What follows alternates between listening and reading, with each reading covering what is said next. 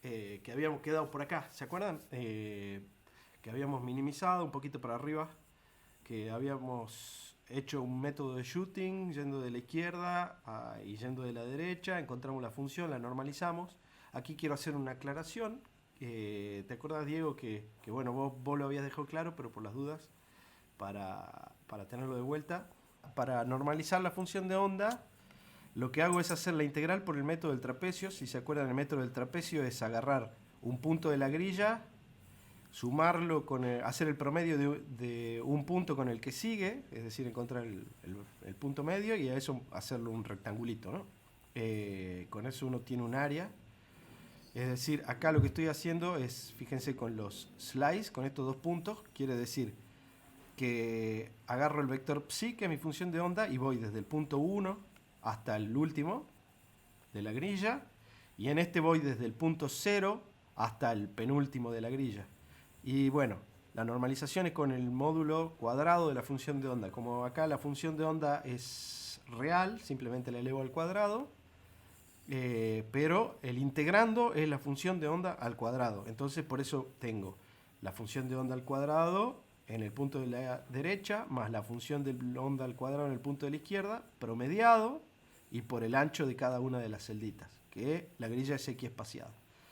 Hago todo esto, me va a dar de resultado todo un vector eh, de n-1, n-grid menos 1 elementos, y entonces sobre todos ellos les aplico la suma, bien, los sumo a todos, y a eso le saco la raíz cuadrada y divido la función de onda por eso. Esa es la normalización. Entonces, una vez que normalizaba, bueno, tenía la función de onda entera, hacía la minimización y encontraba que este era el error absoluto en las derivadas por la derecha y por la izquierda. Y aquí lo que quiero hacerles una aclaración es que estoy trabajando con el oscilador armónico, donde las energías van a ser 0,5, 1,5, 2,5, 3,5 y así. Y yo le estoy pegando a la energía exacta cada vez que voy haciendo esta minimización por cómo fui yendo, ¿ven? De 0,1, 0,11, 0,12. En algún momento le pego a la energía exacta en 0,5.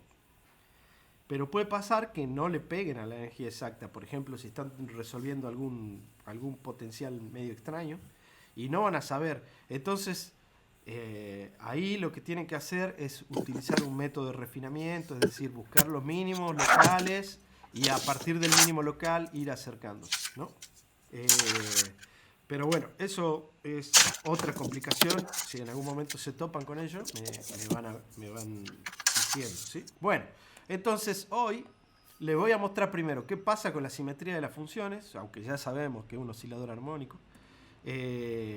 Y si yo acá... Ahí está, vamos, perdón que me quedó medio grande. Bueno, las funciones pares, ¿sí? Tienen simetría par, es decir, el estado fundamental es esta gaussiana, el que le sigue es la naranjadita, el que le sigue es la verde.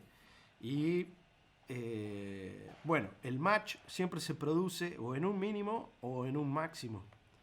El asunto es que en las impares, el match, digamos, cuando uno agarra y hace el shooting, le está tirando aquí en un 0 con unos valores de derivada bastante más grandes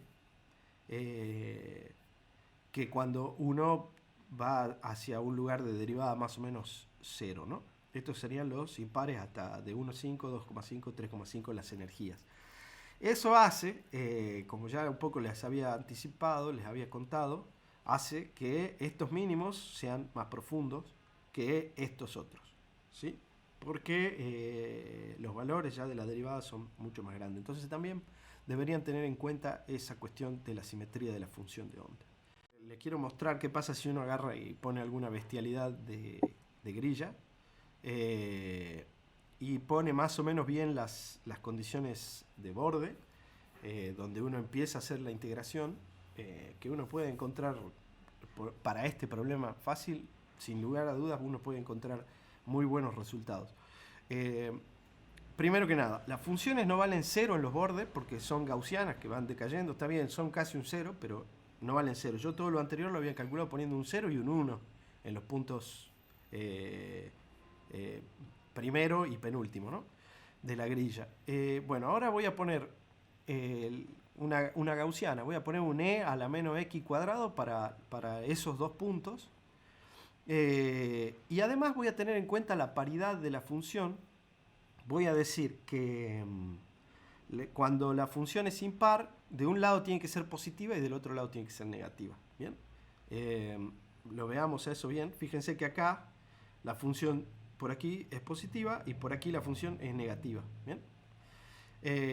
No que cuando uno está con las pares, las dos van positivas. ¿Sí? Entonces, si hago tengo en cuenta estas consideraciones, bueno, lo agarro y lo pongo aquí en mi funcioncita para fitear energías, donde ahora le voy a pasar la grilla, el funcional f, que depende de la energía que uno está calculando y el potencial, y las condiciones de borde se las voy a pasar por afuera, y bueno, después le voy a decir dónde es el corte. Después el procedimiento es exactamente el mismo. Entonces, bueno, haciendo esto para una grilla grande, ¿sí? Bastante grande, estoy tomando 4096 puntos en la grilla, es decir, un montón. Estoy integrando desde menos 15 hasta 15. Y bueno, siempre con un delta fijo para que pueda hacerlo con el método de Numerov, con el paso de grilla fijo. Estoy... ay, no sé por qué me quedó esto acá, perdonen, me quedó esto acá pegoteado. Estoy buscando energías, partiendo desde 0,1, voy a buscar energías hasta 80. ¿Sí? Entonces, debería tener 79 funciones, ¿no? 79 autovalores y funciones. Está bien, estoy seguro de que le voy a pegar al valor exacto, ¿no? Acuérdense de eso. Entonces, bueno, acá hay un montón de cosas que estoy usando para guardar las funciones y para minimizar, para encontrar los mínimos.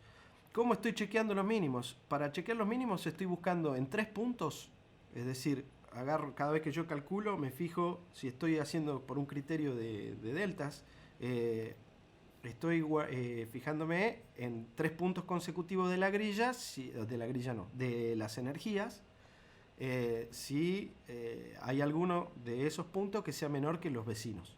En este caso, el punto, la grilla de energía 1, la que yo estoy calculando, la actual energía que yo estoy evaluando es 2 y 0 es 2 pasos atrás. ¿Bien? Es decir, que yo voy a ir hasta 80 menos 0,01, porque voy avanzando en la energía 1 por 10 a la menos 2. Pero,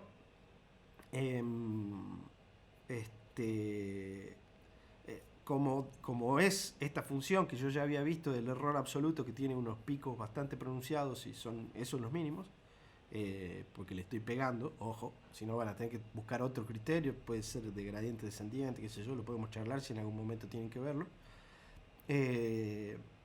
Lo que estoy haciendo es minimizar la energía en esos 3 puntos y guardando aquí en la evaluación 1, que es la evaluación anterior a la actual, que es la 2, y esta 0 es 2 veces para atrás.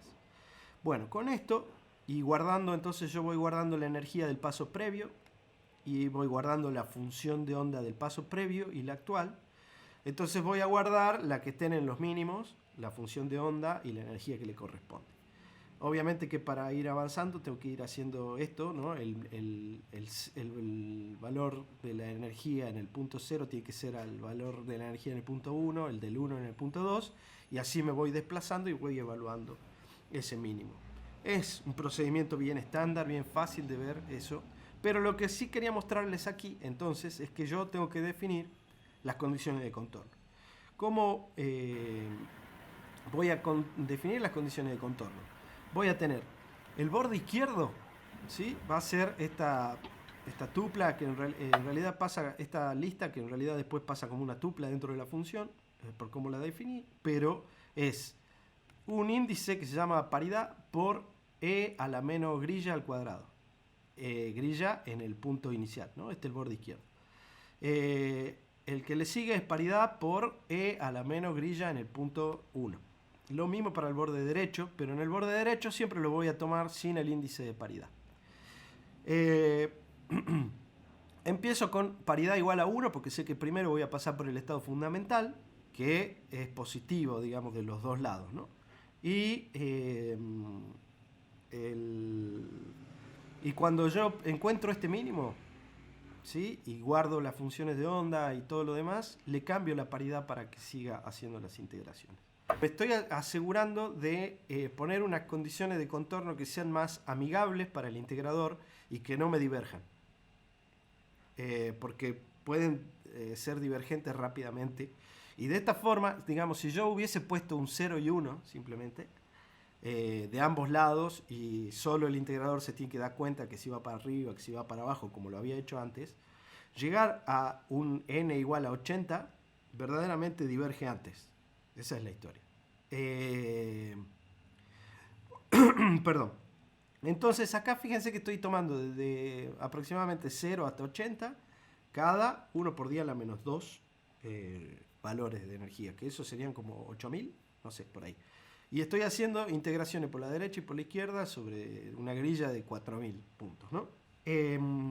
Bien, entonces, haciendo esto, bueno, haciendo toda esta tracalada de operaciones, me está llevando esto en segundos, 86, 87 segundos. ¿Bien? Sin lugar a dudas que si uno hace esto probablemente en Fortran y bien optimizado, anden bastante más rápido. Pero bueno, veamos si funcionó. Esa sería la historia. Entonces, aquí ploteé todas las funciones. Y fíjense que todavía no hay ninguna que esté trastornada ni nada por el estilo. Es decir, resolví 80 estados del oscilador armónico. Acuérdense que le estoy pegando a la energía exacta, ¿no? Que cuando uno está resolviendo un átomo, uno no sabe cuáles son las energías exactas. O supónganse que están resolviendo un pozo de esos tipo... ¿cuáles son las funciones estas? La tangente hiperbólica, algunos de esos, que son pozos finitos, redondeados, ¿no? Esos potenciales uno no sabe cuánto es la energía exacta. Entonces uno tiene que usar algoritmos de minimización diferentes. Por ejemplo, un random search o algo por el estilo. Agarrar y sacar unos cuantos mínimos locales y sobre cada uno de los mínimos locales ir haciendo un refinamiento de la energía para ir siempre hacia el mínimo, la cantidad que uno quiera. Y eso significa hacer las integrales sobre la función de onda de una manera inteligente, sabiendo las paridades y además buscando que los match estén bien hechos, no trabajar con el error absoluto como yo estoy trabajando aquí, sino con alguna representación del error relativo, porque rápidamente se pierden esos detalles. Lo que les quería comentar acá es que si se fijan, me salen dos funciones de aquí para arriba y me salen después dos para abajo y dos para arriba y dos para abajo. Bien, eso es porque aún forzándole la condición de contorno con la paridad, aún así le cuesta bastante le cuesta darse cuenta de ello. Porque no hay en ningún lugar en el que diga que la función esta, que va hacia abajo y que es par, en ninguna parte dice que no sea exactamente igual la misma solución que la que va hacia arriba. ¿Bien? Eso no está en mi potencial.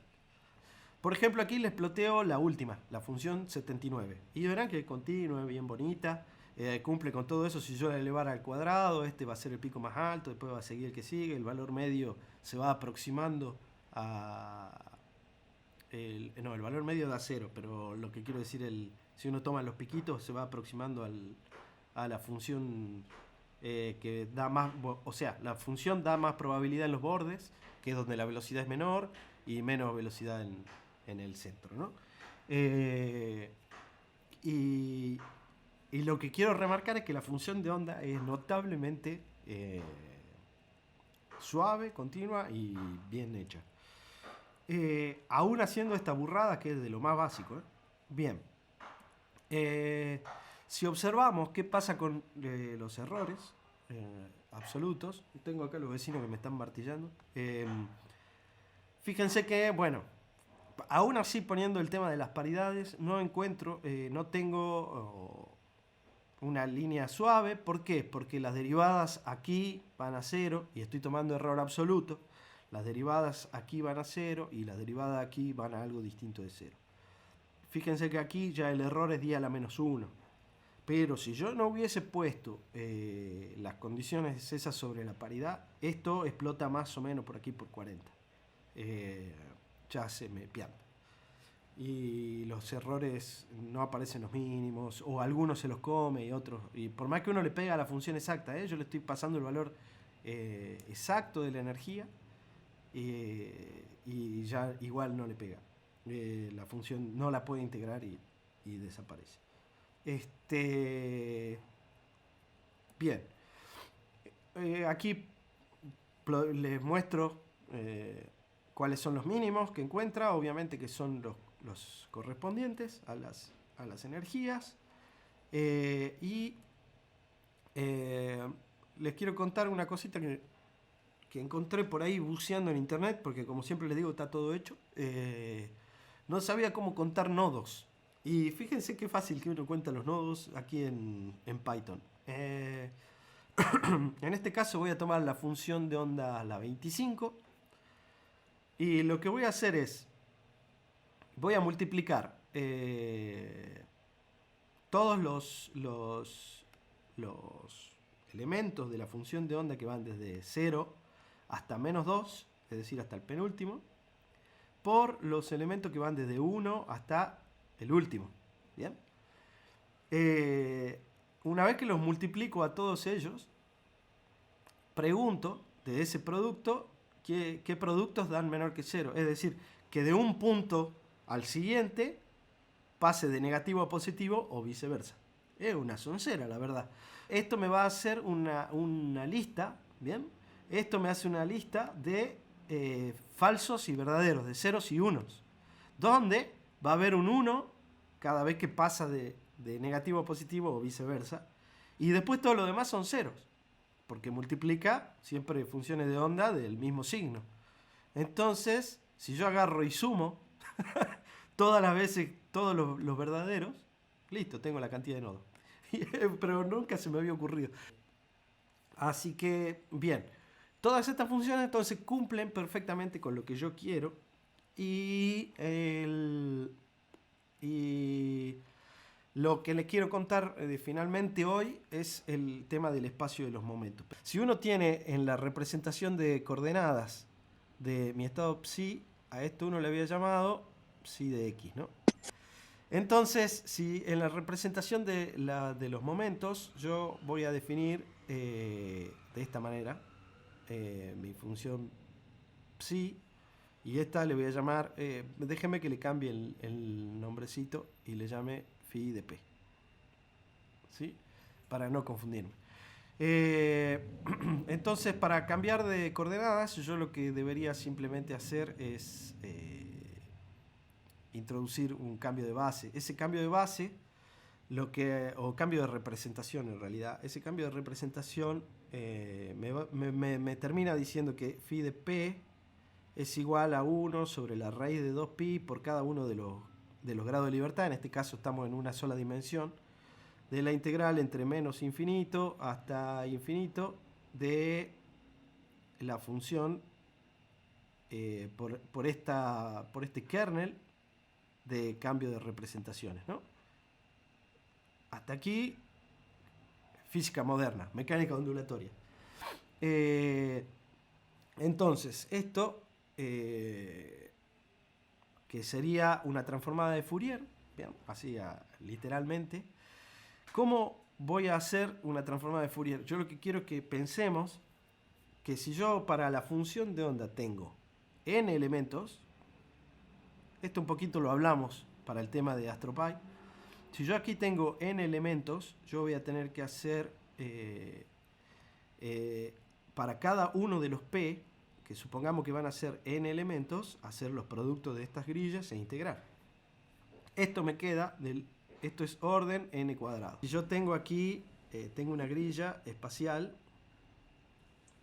Esta va a ser mi grilla en X y voy a ir evaluando aquí, perdón, la si 0, si 1, si n-1. Entonces, yo para hacer esta transformada de Fourier, si la hago así de prepo haciendo las integrales, tengo n cuadrado elementos. Y una operación, las operaciones n cuadrado escalan, digamos, cuando uno va escalando, rápidamente no se pueden hacer. Pero, acá viene la maravilla, nuestro amigo Gauss en 1805 se dio cuenta de que era completamente simétrico para hacer las transformadas de Fourier discretas, porque, bueno, uno tiene una simetría total y absoluta en la que cuando uno tiene una función sobre una grilla, la tiene discretizada, yo simplemente voy a tener que la transformada de Fourier sub k, a ver que voy a agrandar, no deben ver mucho ahí, la transformada de Fourier, el elemento k, ¿bien? Es e a la 2pi i es la unidad imaginaria, por j, por k, sobre, esto es la normalización, sobre n, por f, la f evaluado en j. Entonces eso, si yo separo los pares de los impares, me queda finalmente una operación como la que está acá. Esto está en todos los libros. Particularmente les recomiendo que vean el Numerical Recipes. La cuestión es que cuando él se dio cuenta de esto, lo que encontró es que la transformada de Fourier, la transformada discreta, ¿sí?, de Fourier, es de orden n logaritmo de n. Bien, es decir, que es aproximadamente orden n. Está bien, el logaritmo de n va a ser una constante, va a ser más que orden n, pero es orden n logaritmo de n. Y eso cambió el paradigma de análisis de todo el mundo, básicamente. Cada vez que ustedes escuchan un MP3, cada vez que abren Spotify, es posible que ustedes abran Spotify y escuchen en tiempo real, es posible que nosotros podamos comunicarnos mediante todas estas cosas de videoconferencia y ustedes estén viendo esta pantallita porque existe esta transformada rápida de Fourier y porque bajaron el orden de integración de n logaritmo de n. Está bien, Gauss se dio cuenta en 1805, pero las computadoras vinieron después. En particular, estos dos tipos, Danielson y Lanczos, son muy conocidos. Lanczos es muy conocido. En el 42 hicieron la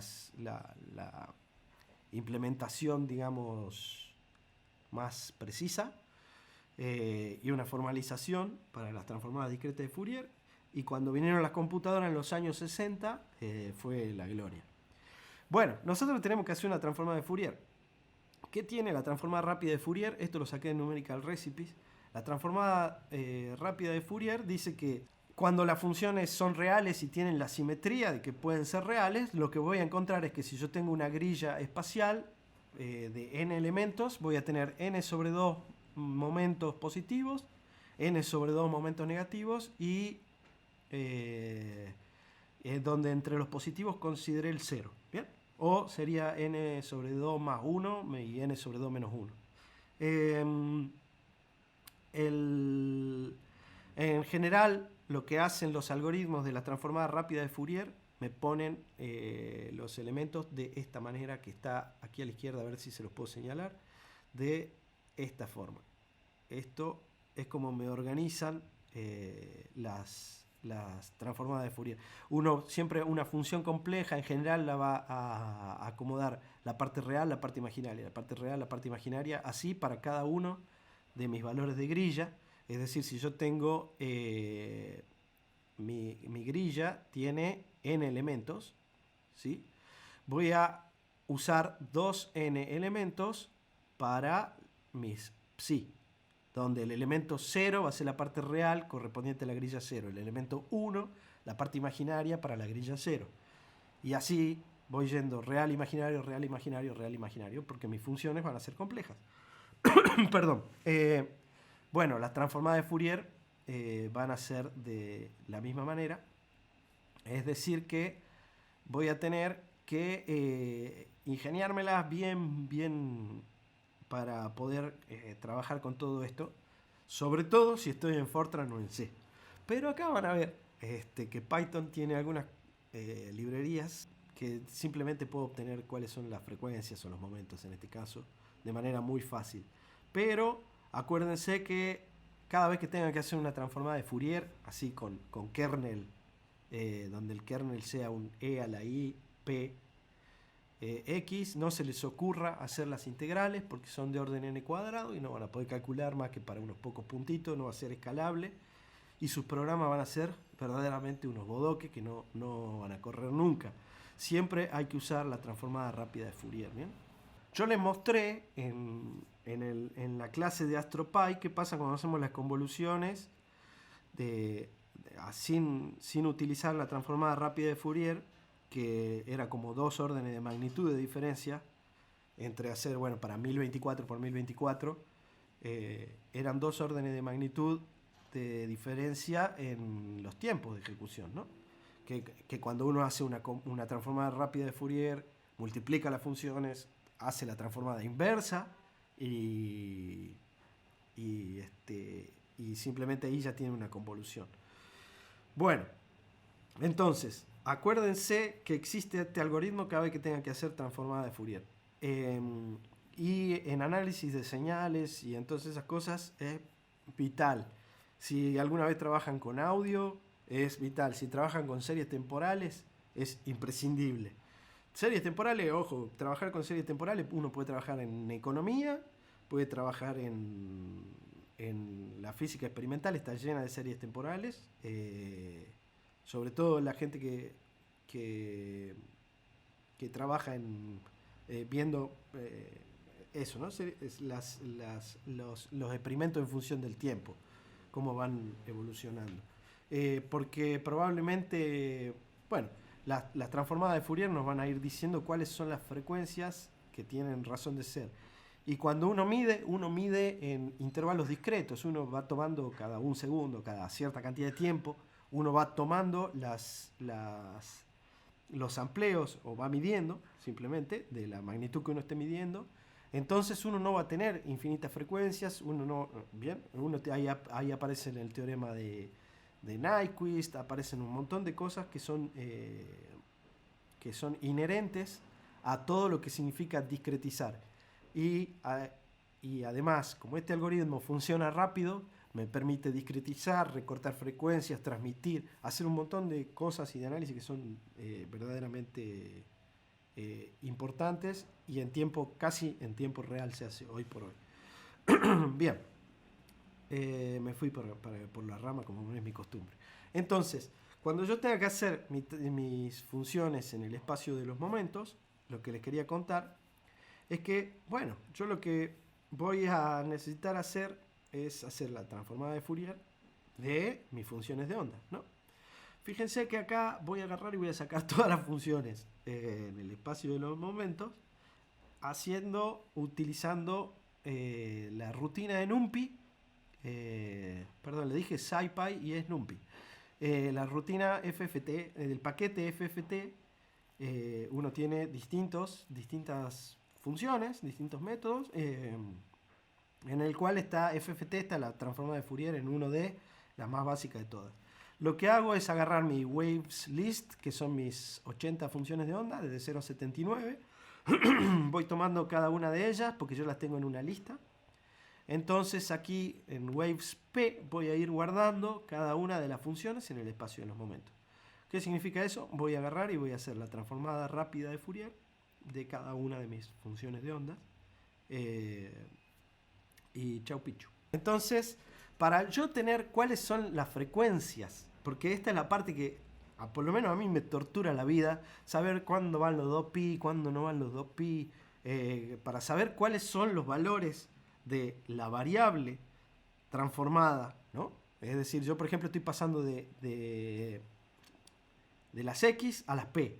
¿Qué valores toma p? Yo en mi grilla tengo que va de menos 15 hasta más 15 y tiene 4096 puntos en el medio. Eh, pero sé que voy de menos 15 a más 15 y que voy cada cierto intervalo. ¿Cuáles son los valores correspondientes a los P? Para mí siempre es una tortura sacarlo de eso, por más que una cuenta re boba, pero siempre le erro. Entonces aquí NumPy te da dentro de este paquete FFT, te da esta FFT frecuencias, ¿sí? FFT frec, perdón, donde uno le pasa cuántos puntos tiene tu grilla, ¿bien? Y cuánto es el espaciado de la grilla, y te devuelve cuáles van a ser los valores que toman la grilla conjugada, la grilla del otro espacio dual. Y entonces aquí, ¿cómo son esas funciones? Primero que nada, el P va a ir desde menos... los P, ¿bien? Van a ir desde menos 60 y chirola hasta más 60 y chirola, ¿sí? Y es decir, eso va a ser el espacio dual, que a mí me sale por solamente cómo es la forma de mi grilla. Porque yo en mi grilla voy desde menos 15 hasta 15 con 4096 puntos. ¿Bien? Entonces, eso significa que los P van a ir desde menos 65 hasta 65. Y voy a tener 4096 puntos. Porque cuando yo tengo información discreta, yo no le puedo inventar nueva información. ¿Bien? Esto está relacionado con lo que me habían preguntado, que qué pasa si que estoy teniendo una caja. ¿Sí? Bien, sí, estoy teniendo una caja. Y en el espacio conjugado no puedo tener más que la misma cantidad hablemos en tiempo y frecuencia, o en este caso en momentos, la misma cantidad de momentos que tenía en la grilla original. No le puedo inventar nuevos momentos, ¿sí? A partir de la grilla que yo ya tenía. Lo que yo le pueda llegar a inventar poniéndole más puntos a la otra, a la grilla de los P, qué sé yo, va a ser información espuria, a menos que uno lo haga con alguna interpolación o alguna cosa rara. Pero si yo tengo discretizada mi función en el espacio de partida, ¿bien? Con cierta cantidad de puntos, si tengo, voy a poder representar a lo sumo esa cantidad de puntos sobre dos valores del espacio dual. Pongámosle tiempo, ese es el teorema de Nyquist. Si yo agarro y tengo una grilla de 1000 puntos en el tiempo, no voy a poder sacarle más que 500 frecuencias o positivas y 499 negativas. ¿Bien? Y no hay manera de inventarle nueva información, porque ya está discretizada. Y eso tiene que ver con que yo una función seno, pongámosle la función más básica, una función seno, no la puedo, necesito por lo menos 2 puntos para poder representarla, ¿no? Si yo tengo aquí una función seno, bueno, probablemente si yo agarro y tomo este punto y este punto, lo que va a ser mi grilla, y por acá tengo otro, ¿bien? Y por aquí tengo otro, lo que yo voy a agarrar y lo que estoy haciendo es esto. Bueno, la frecuencia de estos triangulitos es la misma que la frecuencia esta. Esta es yo necesito por lo menos 2 puntos para representar una frecuencia. Y eso se ve reflejado en cómo me queda mi transformación de Fourier. Y como en este caso, si lo paso a coordenada y momento, no voy a poder inventarles más momentos que lo que tiene. ¿Bien? Que lo que me da la grilla de partida. Eso es importante porque he visto en muchos lugares errores a partir de esto, de pensar que se pueden llegar a generar mejores representaciones a partir de una cierta grilla. Bien, bueno, acá lo que les muestro entonces es, perdón, me fui por la rama, y lo que les quería decir entonces es que si yo tengo discretizado estos momentos, bien, y con cierto delta, al tener yo discretizado esos momentos, lo que tengo discretizado es la energía, ¿no? Porque la energía cinética en este caso, sí, la cinética, va a ser P cuadrado sobre 2m. Y entonces no voy a tener infinitos valores de P.